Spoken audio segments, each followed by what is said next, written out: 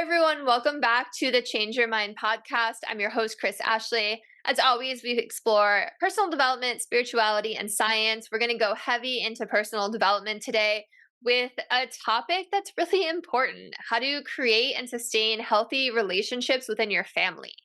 So if you're like cringing right now, thinking, ooh, I have that one family member that's a little hard to get along with, we have an expert coming on soon, luck. Okay, so a couple quick announcements. If you head over to the link in the show notes, you will find a link to my book, Change Your Mind to Change Your Reality. You will also find links to my free masterclass, some free downloads, my course, lots of goodies. You'll find my guest link as well. And as always, this podcast is part of the Los Angeles Tribune Podcast Network. We do a lot in personal development. We have some amazing events coming up. So please keep in touch, join us. And we've got a lot coming your way. Hi, I'm Chris. When I was younger, I went through trauma that caused me to feel broken and lost. But my life changed after I had a spiritual awakening. Since then, I've dedicated my life to studying and learning from masters all around the world that have helped me to create a life of fulfillment and abundance beyond my wildest dreams. Now I'm dedicated to sharing everything I've learned so that you don't have to suffer for decades like I did. I've seen people's lives completely transform, and I share it all right here. Okay, so with me today, I have Dr. Dravon James. And Dr. James is a transformation specialist, inspirational speaker, radio host, life coach, and author of Freedom is Your Birthright. She is the founder of the Next Step Leadership Academy and Everyday Peace, a platform for her to help and inspire others to build the life of their dreams. She also hosts her own weekly radio show, Dr. Dravon James Everyday Peace on Mind, Body, Spirit FM. Welcome. I'm so happy you're here. Thank you. I'm excited to be with you today. Yeah, I'm excited too. I'm excited to get into the family conversation. So I always start my shows the same way, and that is by asking my guests what their origin story is. So if you wouldn't mind sharing, what is your story that led you to be this specialist in family relationships? Well, thank you for that question, first of all. And it makes me smile because I have always been family oriented. So relationships have always been important to me, although not always easy, right? And so I say that I got here through trial and tribulation, right? I'm the mom of two young adults, divorced after 27 years of marriage. So, whew, right? The oldest of three children. My mom had three children, and relationships have been uh, my rock and my foundation. So over the years, through trial and tribulations, empty nesting, and all of that, going through life's expected and unexpected changes, I arrived at through a lot of self help, and all along through this, I've always been teaching and just taking that stuff in and growing and learning myself and practice, practice, practice, practice, practice. That's how you get to where you want to be. And you never really arrive. It's always, this is a journey, but it can be very, very pleasant, even when things happen that seem to be quite unpleasant. Yeah, absolutely. And what is it that even sent you down the self-help path in the first place? Because I know you're a coach as well. Yes. So I got to start at the very beginning. So I had just graduated from high school. I was 17 years old, heading off to pharmacy school. I have my doctorate degree in pharmacy. And that summer, after I graduated from high school, my brother, who's a year younger than me, gave me a book, The Power of Positive Thinking by Norman Vincent Peale. It's a tiny little book. Most people know it. I do not know what happened when I read that book the first time. It's like a switch turned inside of me. And I knew that one, I was on the right journey, that I wanted to help people. I was going into healthcare to help people. But the way I wanted to help them changed. I didn't at the time even know the term motivational speaker, or I'd never heard that term before. The closest I'd ever come to that, to feeling what I felt was, in the ministry or something. But I didn't know what it was that I wanted to do for people. But I knew that after reading that book, The Power of Positive Thinking by Norman Vincent Peale, that what he did for me in that book was something akin to, I guess, transformation. You could say that he allowed me to know that if it whatever heights I desired in life, whatever peace I was seeking, it was all within me. I just had to tap into it. I wanted to be able to give that gift to other people. So that's how it all started for me. You'll laugh when I tell you this. When I read that book the first time, and I must have read it, I kid you not, over 20 times before I left for college in late August, Wow. what I thought I had discovered was the answer to how to never have a problem as long as I live. I was 17. So, and I still have these journals today. I was taking notes feverishly about everything I learned in that book. And I thought I had like alchemy, never have another problem, turn all these problems into successes. Well, the latter part was true. I learned that anything that showed up in my life did not show up to destroy me, but showed up to help me as I consciously developed and moved to my next level of greatness. So that's where it all started for me, was reading that book, and just whatever that lock that it turned inside of me, I was fascinated. And I went on this journey, a lifelong journey of reading self-help books, books on manifestation, books on peace, books on love, books on relationship, everything I could put my hands on. And I eventually arrived at, oh, this is a foundation for peace. And how I defined peace through my many readings was peace is wholeness, completeness, nothing missing, nothing broken, totality. That was significant for me because peace wasn't sitting in the corner, crisscross applesauce in the Zen, right? I wish that it were. But for me, it meant that everything that showed up in my life, everything was part of my totality, and I could use it to achieve whatever I want to achieve in life. So that's how I kind of got here. It's been a lifelong journey of learning, and I'm still learning, still teaching, but it's been fascinating. I love your story so much because I have almost the same story. When I was 17, someone handed me a book that changed my life, and I went on this truth-seeking journey to read everything and anything I could get my hands on. So you're talking, I'm like, oh yes, I know that feeling. Um, Yeah. and I love how you describe peace. That's really beautiful. So, how do we find peace within relationships and out in the world? Because it's easy to find peace when you're, immersed in self help books or, on yoga retreats or whatever it is. But, we have to like go out there in the world and deal with other people, right? So, how do we find that?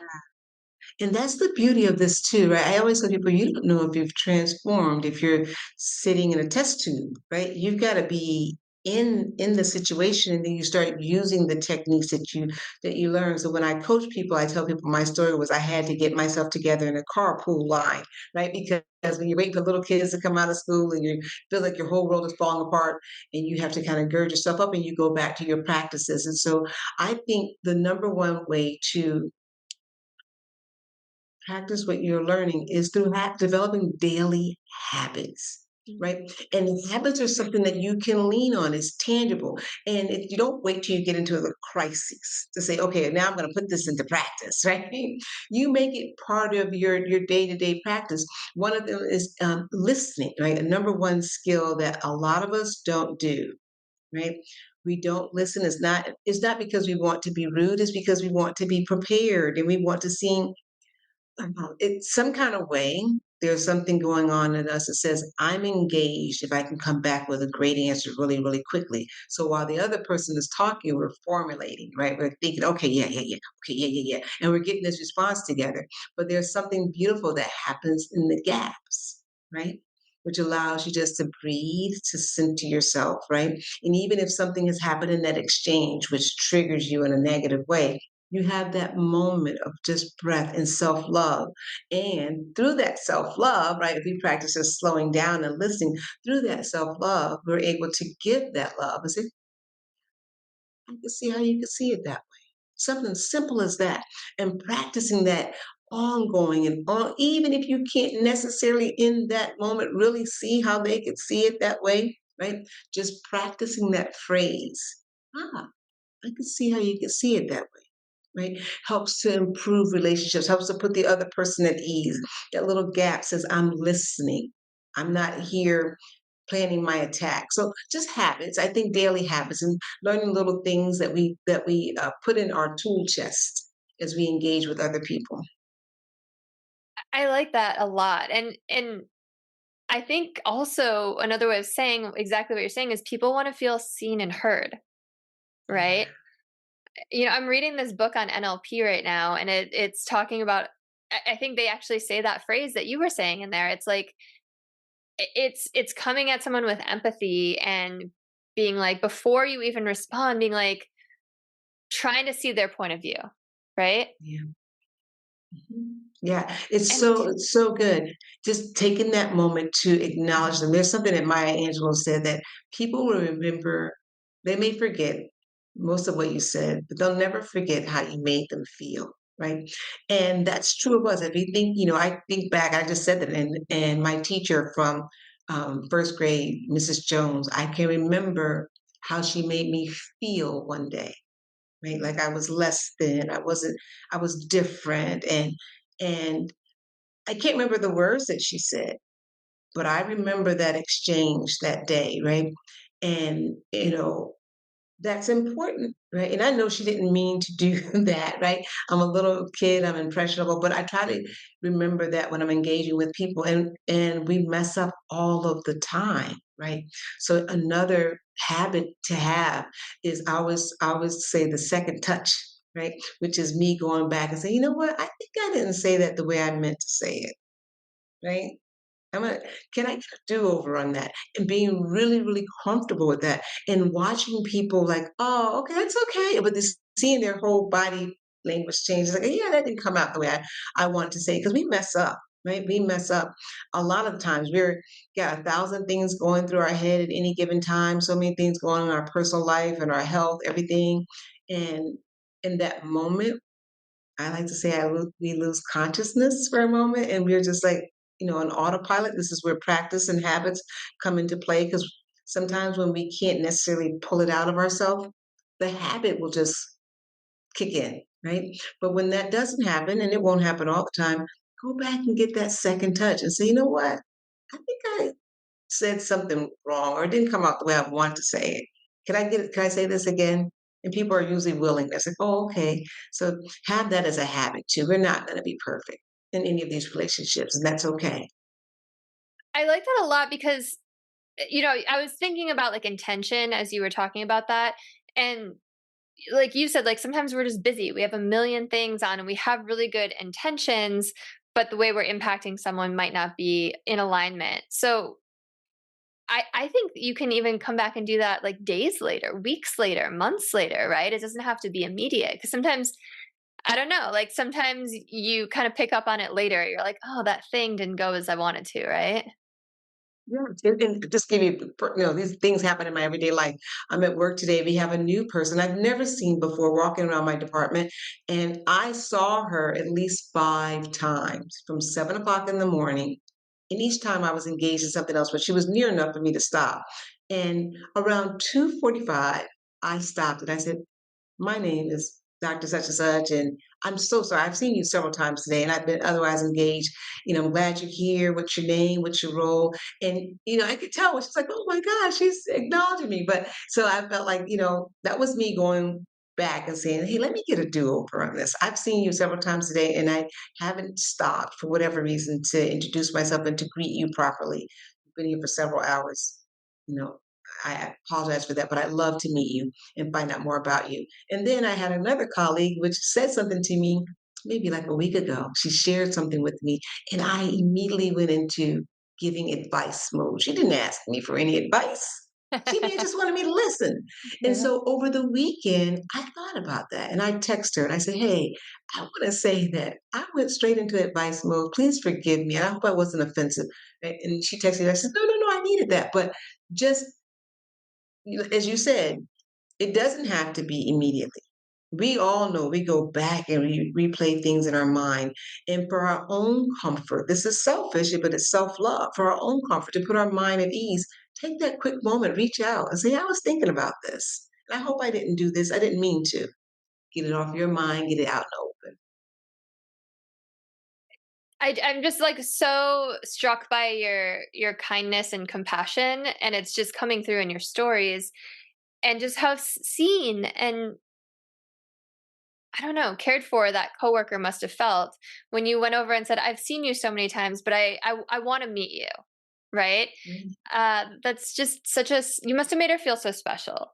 And if we could all go through life like that, if we could all learn something from you, I think the world would be such a kinder place. And it's interesting that you said you went into advice mode, which is totally something that we all do. So how do you gauge it when let's say someone comes to you complaining about something, back to family, right? That's what I'm thinking about. How do you gauge like whether they want advice or they just want to vent or, and also Yeah. like what's your take on like listening to someone vent? Because sometimes like if someone's like constantly venting, it's just like a drain, right? So like how do you navigate? I just threw like 5 questions at you, but I'm just No, so curious your I take. love it because we're so vibing. Because I have young adults who recently, got out of grad school and graduating from um, undergrad soon, and so it's a perfect for me to talk about family because it's that fine line for moms, right, where you still want to be included, right? And I think they want to include me a little bit, want to include their parents a little bit, but they really are not looking for your comments. They're just kind of talking, right? And it's great. So I had to learn this is to start off by saying, now, do you want me to listen, just listen, or do you want any advice from me? And they'll tell me, Mm. asking the question, right? Instead of trying to, because at first I was like trying to listen, like, ooh, ooh, ooh, that's, and I go into mommy mode, which is unsolicited advice, right? And realizing that you may not want my years of wisdom. You just want someone to be a kind listener to you without judgment. And I had to learn that because as a mother, as a caregiver, when your family and your colleagues are two different things. Your family and your friends are two different things. And it's easy if we're not careful to cross those boundaries where we get into a place where we're giving this unsolicited advice and making them feel as though they're not an expert in their own lives. So for me, what I have done and what I advise lots of people to do is to ask, what do you need in this moment? You need just a kind ear to listen, or do you want me to listen and let you know what I think about it? And they will tell me. So funny, my daughter will say, Mom, you can talk now. I would like to know your thoughts That's cute. because, right? But so that is, I said, the simplest thing is don't try to be a mind reader. Really, the world's not asking us to do that, right? And people appreciate when you ask. And as far as people venting, we are all human. And sometimes when people come to vent with you, you're already tinkering on the edge of can't take another thing yourself, right? And so what I always tell people is like, oh my gosh, I can see you're really upset. I would love to listen. This is what we're going to do. Let's vent for 5 minutes and then let's have 5 minutes of finding things that we're grateful for. Mm. Right. And I have one friend, not a family member, but a friend who said to me, the gratitude thing makes me nervous. Right. He said, I can do the venting thing, right? But the gratitude thing makes me nervous. I said, okay, well, then don't you say anything that you're grateful for. Would it be okay if I tell you some things that I find very, very powerful about you? Aw. Right. One or two things, right? And I find that sort of subsides the venting without me saying, "Hey, today's been a really hard day for me too." So, right? But just switching, allowing them that 5 minutes and say, "Now I want to tell you something." Right? And it's totally off subject, something that I see in their strength, something that's authentically true about them that I've heard in their story when they're talking to me. I find that it really changes the energy for them, if you will. They really start to stand in their power. And a lot of venting for all of us is fear based, right? I'm Mm. afraid if this, then that, Mm. right? If they don't respect me, then I'm not valued. It's all fear based. So when I can help them switch, just a little bit to finding gratitude, which is so powerful, and them feeling, oh my gosh, whether or not this situation ever changes, I am an amazing human being. So I just love that response. And it, especially with your friend who was nervous, and you're like, well, let me point out things that are great about you that I see in you. Like, I'm sure that made them feel so worthy and just, again, I keep saying seen and heard because that's just really how you're making people feel. And how simple of an answer, just ask. I love that. Sometimes we don't even think the simplest answer, right? So, Yeah, okay. because we want to seem like the expert, I think, a lot of times. It's okay Mm. not to be an expert. Yeah. Yeah. And I like that you said that they can be an expert in their own lives because we are all experts in our own lives and our own experience. Yes. Okay. So, unrelated to all of this, I'm a new mom. What's your advice for do I give my once my kid starts talking advice, or do I just hear him, or what is your what's your magic recipe for little kids? So if I had to do it all over again, Yeah. the one thing that I think I would do differently is I would not be so much of a problem solver. Right? Hmm. I was the type of mom who I let them vent, I let them talk, but I always try to lead them to the water and say, okay, here's what we're gonna do here, here's what we're gonna do there. So I think I would have allowed for more failure, Hmm. right? And knowing what I know now, how bad could you have failed in the third grade? Really? Yeah. But but so I think I wouldn't have been so hypersensitive to walking them towards a solution. I always made them participatory in the solution, but I really see in retrospect, I was coaching all the way like this is the line of action. This is the line of action. And if I had to do it all over again, I would let them fail more frequently, feel those failures, and feel the warmth of unconditional love. I appreciate that advice. I can't remember who it was, but I was listening to like a book or a podcast or something recently. And every night around the dinner table, when this woman was growing up, her dad used to ask, okay, what's one way you failed today, to all the kids, to let them know that right? It like melts you, to let them know that failure equals growth and they're not their failures. And, you know, we can fail forward, right? So yeah, failure is important. Oh, it's so important, right? Because that's how we grow. We don't really grow when we're on the mountaintop and things are going great. We're just like, yeah, we're celebrating as we should. But in those failures, we reflect and say, oh, if I had done this differently, if I next time I'll do this. And that's where all that growth comes from. So yeah, that's the one major thing that I would have done differently. Yeah, I appreciate that. Thanks. Okay, so are there some tips that you have to create healthy family relationships, like some go-to kind of hacks that you give your clients and that you like to teach people? Yes, there are. And I got my little handy note here. The first thing I want to say to people is that when you want to have a healthy relationship with anyone else, it starts with a healthy relationship with you. Mm.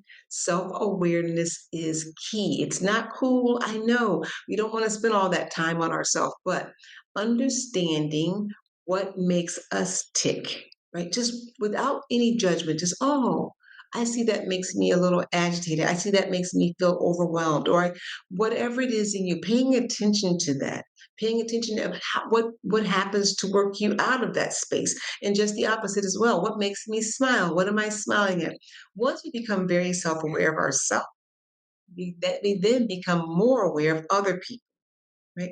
So we can see how, oh, it's a little too noisy in here, or they're a bit too overwhelmed, or right. So self-awareness is not selfishness. It really does help to build uh, healthier external relationships. So the more aware we are of ourselves, the more aware we will be of other people. So that's my number one tip.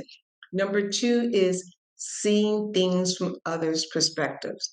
The greatest way to do that is to be in tune with your own perspective and then flipping it, right? So that's another key that I get from, dealing with a lot of young people. I'm a preceptor at a college, and you hear them a common phrase, which wasn't so common when I was young, but is that's not fair, right? And I'm like, okay, it's not fair for you, and I get that. What about for the other person? What do you think they're feeling in this moment? And just having that conversation, so then we take that to ourselves. And we feel sometimes on jobs and in family situations, especially when you have siblings, right? That things are just not fair. This person's getting this. That goes on all the way until our adulthood, right?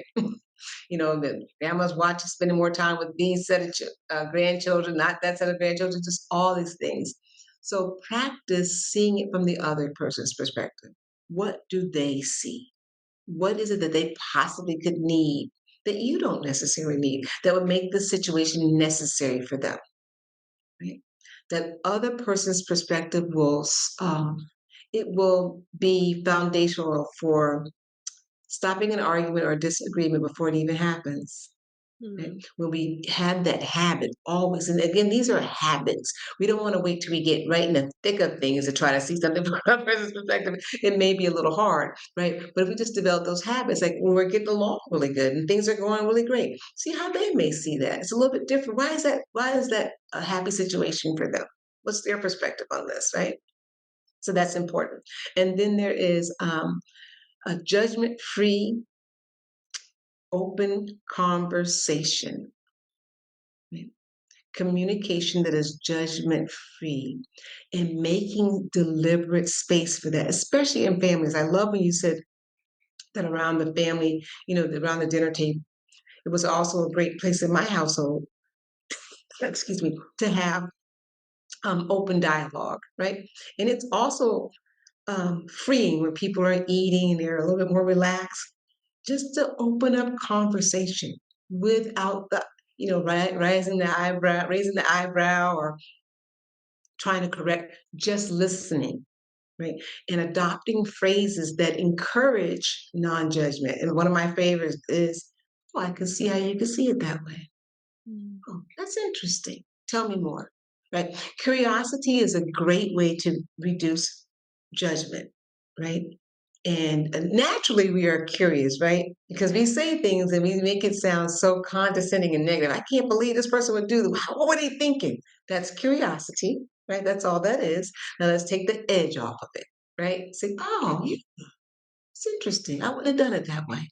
You know, that's interesting. Tell me more. Right. So learning to communicate without judgment is a great way to deepen relationship and have healthy relationship with family members when they know that you are a safe space. It doesn't mean that you agree with everything, right? But there's a time and place for an opposing viewpoint, right?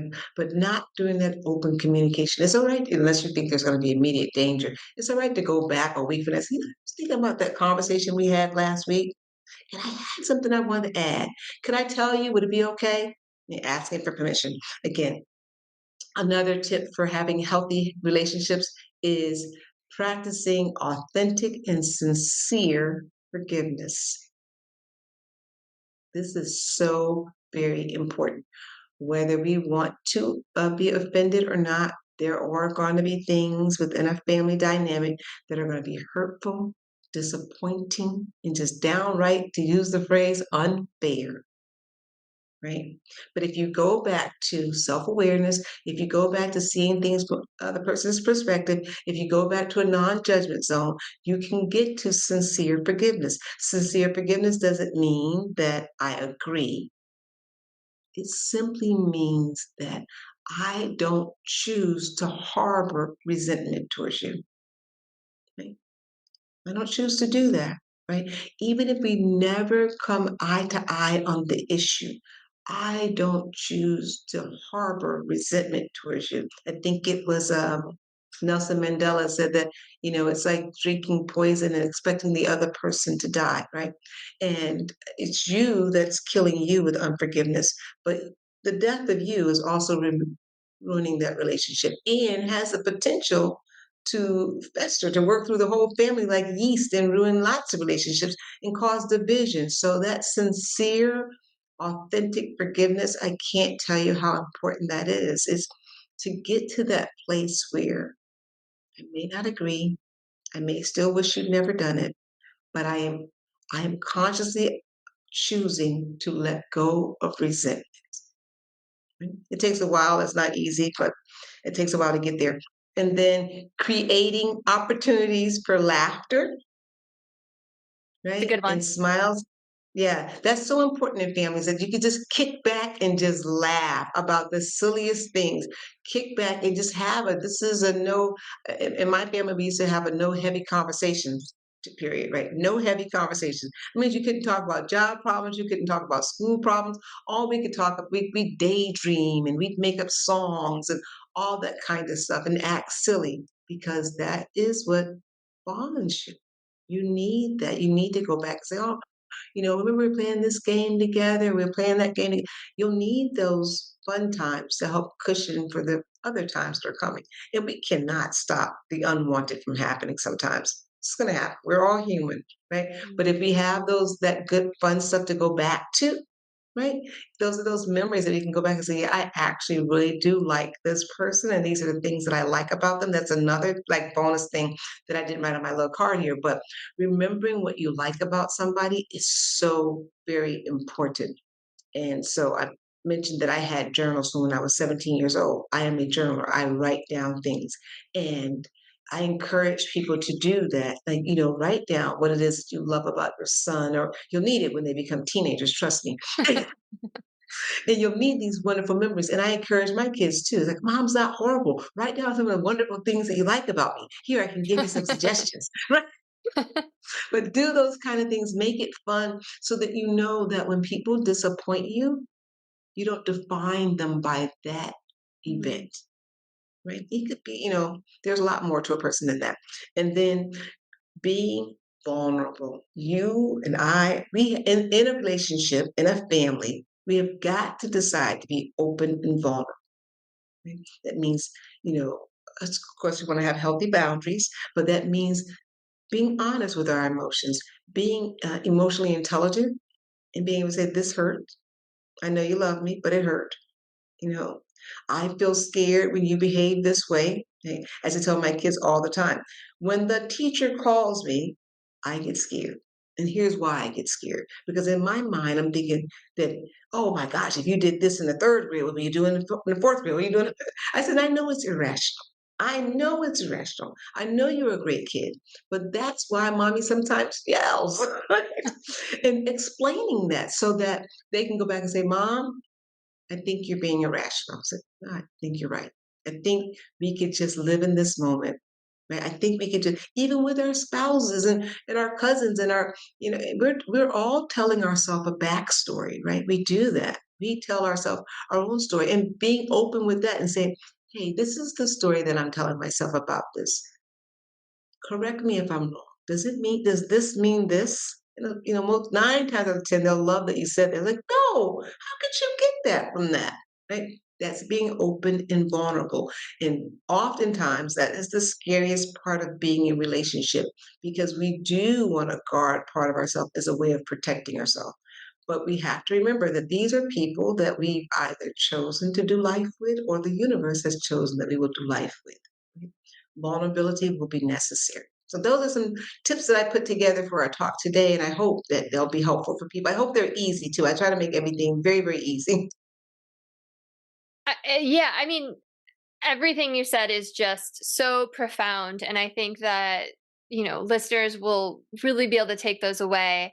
And, it was making me think like, I think the reason that they can be, I like how you said they're easy, right? They're easy to remember. They're easy to write down. Sometimes not always easy in practice, right? Because that's like the work. And I Mhm. think sometimes it's hard because, we people tend to want to like get their point across or they want to be right or it's like very ego driven, right? So, what advice do you have for someone and I know you just gave so much advice, but what advice do you have for someone on how to forgive and on how to kind of see things from someone else's point of view rather than just wanting that like having that like knee jerk reaction, that urge to just get their own point across or to be understood themselves? Yeah, that's so important, right? And so going into everything, view yourself as an expert, first of all, right? And an expert doesn't need validation from the crowd, right? So view yourself differently. I'm begging you to see it my way. And therefore, I don't even need to express if it's inappropriate at this time. I don't need to get into this battle royale where I'm trying to sway your opinion, right? So once I respect myself as that on whatever the topic is, and I very well may not be an expert, but when I see myself differently, not, needing to change your point of view so that I feel validated, so that I feel correct, right? That changes the whole tone of the communication. Now I can listen, Mm. right? Because I don't need you to validate my point of view. I don't need you to agree with me that this is the way that you should see the world. I can just listen, right? And when I start to listen to you, right, and really listen more so to sometimes we listen to only what's being said, and we know for ourselves that what's most important sometimes is what's not said because that's where we hide our truth. So we just listen and we listen for those points of vulnerability in their own conversation, taking the words out of it necessarily, but just listening to underneath that conversation to what they must be feeling, right? And going from that place, always seeking to validate them in that moment, letting them know, like you said earlier, you are heard, you are seen. I appreciate your point of view. Doesn't mean I agree with it. So we're not asking you as the listener to invalidate your feelings, right? You appreciate their point of view. Any intelligent person would appreciate someone else's point of view. Doesn't mean that you agree with it. So just um, taking that step back from needing to change your mind. Now, I want to say that that's not as easy as it sounds either, right? Because I was going to say that one of my favorite phrases is it's simple hard, which means it's simple to understand, a little bit harder to put into day-to-day practice as we get faced with real life situations. So I'm going to use teenagers because those are really challenging times when you're a parent and you have teenagers because you really do want to sway a lot of their thoughts and you want to sort of, at least I'm speaking for me, you want to maneuver them along a certain way of thinking. Well, newsflash, we really can't, right? So, but what we can't do is validate the fact that they are thinking, right? And become a validator. Say, oh, wow, just curiosity. Always curiosity. As the expert, you are always seeking to learn. Put yourself in that expert position. They say school is never out for the expert, right? So always, oh, really? Well, tell me more about that. And how did you arrive at that? Oh, really? And ask the next question, and the next question, and the next question, till eventually they're all out of answers or they have questions for you. And if they never ask you a question, don't offer any advice at that time. Let it simmer.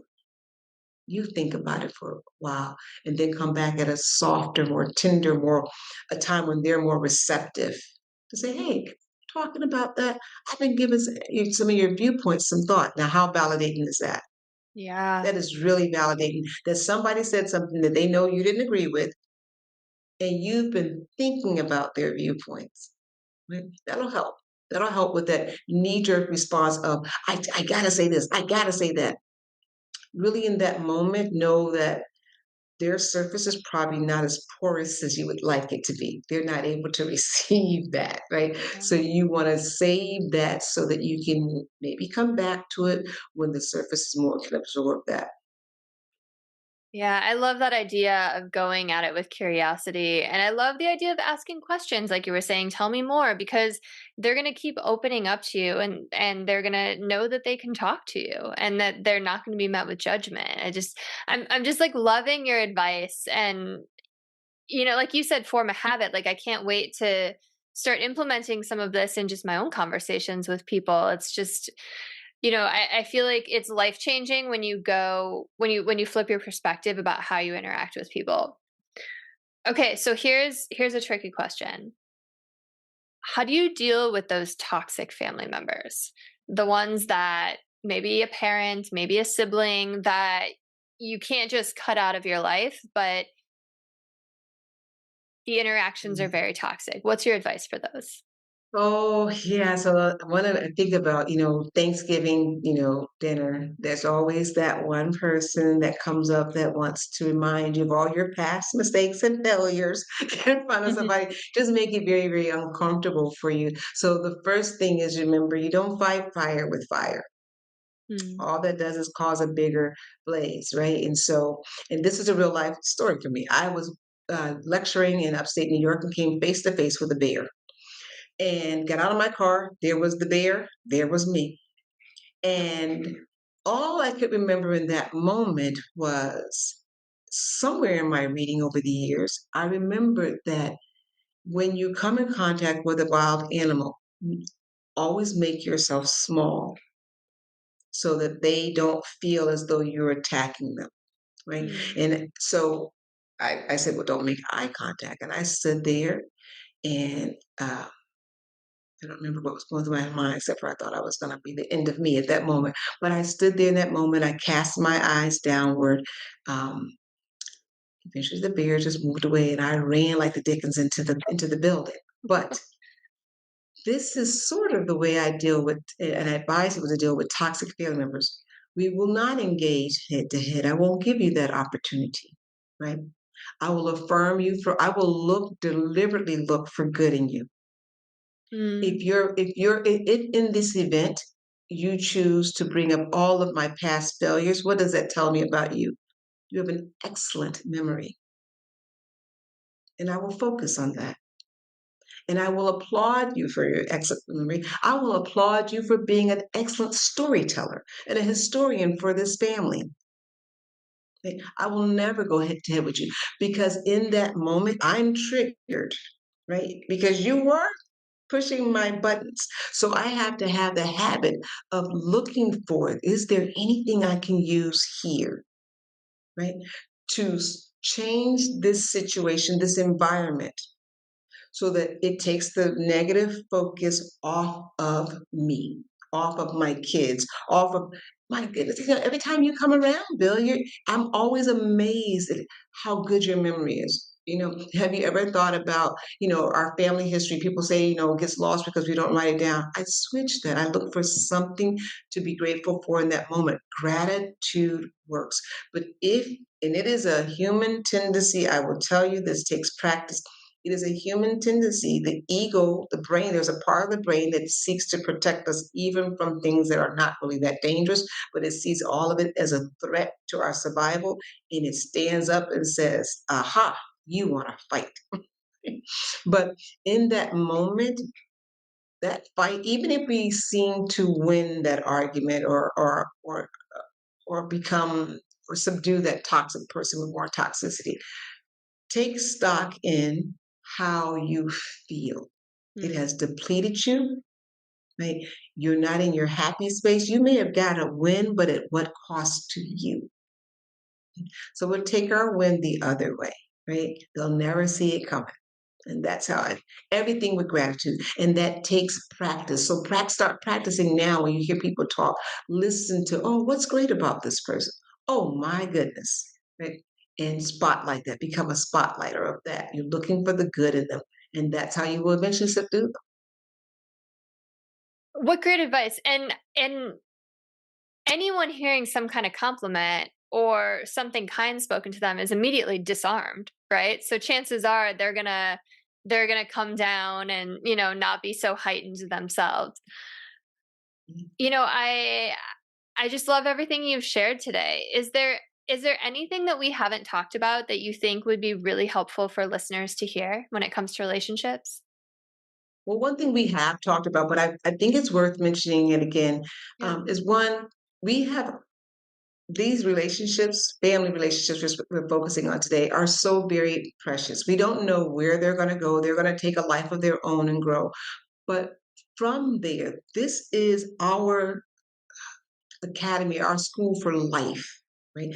We're safer here in these relationships to learn and to put these practices and develop habits there. So practice, practice, practice. You have a family, most likely even if you can't see it right now, I know a lot of times teenagers don't see it, they love you unconditionally, even if they're so damaged in some way that they can't show it. This is a safe place to practice habits that will be healing for you and for those relationships. And I guarantee you, you'll be one of those people that they'll may not remember what you said, but they will remember how you made them feel in that moment. You had an opportunity to um, be sarcastic. That used to be my tool of choice, right? When I got scared was sarcasm, right? But to replace that, because sarcasm is a sign of fear, right? To replace that with being grateful, right? And say, this may not be cool to say, but it's just how I see you and watching how that impacts you. So take those moments, go slow and steady in practice. Yeah, I like that. And I like that you said sarcasm is a tool when we're fearful, because you were talking about earlier, like so many of these reactions that people have come from their own fear, their own pain. So I think having, like you kind of been saying, like having compassion for that and just understanding that that's where it comes from, right? That Mhm. and that's such a human emotion that we all deal with and that we've felt scared at times, right? And probably reacted in ways that we weren't proud of in those moments. So, Yeah. yeah. It's a wonderful thing to, and when you start doing it, I'll tell you, it's amazing to be able to talk to people and actually see them, right? More than the words that are coming, you could see the fear. And there's something in us, we don't want to see people hurt, right? It allows you to, okay, where is it that I can be of help to this individual? You become almost like a healer, right? In these relationships when people feel like, oh, my goodness, I feel so much better after being in your presence, and it's not just one-sided. You begin to get energized from these, relationships as well. So it's giving and it's receiving all in the same place when we learn how to deal with family relationships in a healthy way. Thank you so much for coming on, Dr. Dravon. I feel like this was such a beautiful conversation, and I appreciate you taking the time to share all this wisdom. And I'm sure listeners are just dying to know more about you, where they can connect with you, what you're up to, your book, your podcast, all the things. So please let us know. Okay, wonderful. Thank you for asking. Well, my website is just my name, Dr. Dravon James. .com. You can find me there. You can find out what's going on in the world of everyday peacemakers. You can find me first Monday of every month on SiriusXM. I'm the life coach on the Road Dog Trucking Show with host Tim Ridley. You can find me on all social media outlets under my name, Dr. Dravon James, and my book, Freedom is Your Birthright, which is a tiny book. I highly encourage it for people if they want to learn how to live free and free indeed. It's under 100 pages and it's available on Amazon. So, and of course, my podcast is on Mind, Body, Spirit FM and is on every Saturday. You can find it anywhere where you listen to podcasts. It's Dr. Dravon James, Everyday Peace. Thank you so much. You're up to so many things right now. That's amazing. Good for you. And all of those links are going to be in the show notes as well. So if you're driving or in a place you couldn't have jotted that down, you can just come revisit this. So thank you so much again. I appreciate you. If you are listening and there is someone that you think will be helped by this episode, please send it to them. Like, comment, share, subscribe, all of the things. And I will see you all next week. Have a beautiful rest of your day.